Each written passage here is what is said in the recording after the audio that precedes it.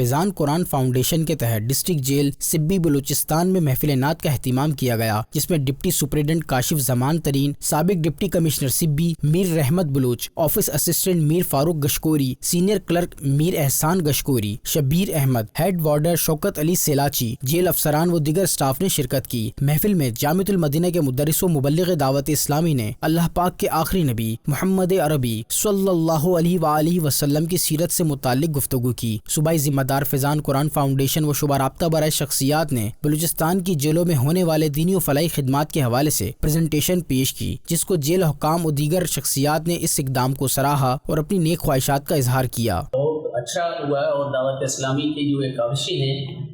خاص کر یہ جو قیدیوں کے ساتھ جو آج کا پروگرام تھا مل بیٹھنے کا، تو یہ آج کا پروگرام قیدیوں کے لیے ایک تازہ ہوا کا ایک موقع ثابت ہوا، بڑا دل خوش ہوا، اور قیدیوں کے چہرے پہ مسکراہٹ جب ہم نے دیکھا تو میں سمجھ گیا ہوں کہ انہوں نے بہت اچھا ایک کام کیا۔ محفل کے آخر میں صوبائی ذمہ دار فیضان قرآن فاؤنڈیشن نے ملک و قوم کی سلامتی اور جیل خانہ جات ڈپارٹمنٹ کے شہداء کے لیے دعا کی۔